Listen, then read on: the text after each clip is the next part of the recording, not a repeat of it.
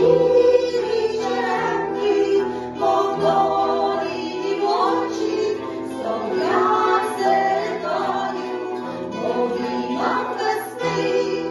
над ними блакитність і зоряні ночі, і мрії казкові, затишні сни, над ними блакитність і зоряні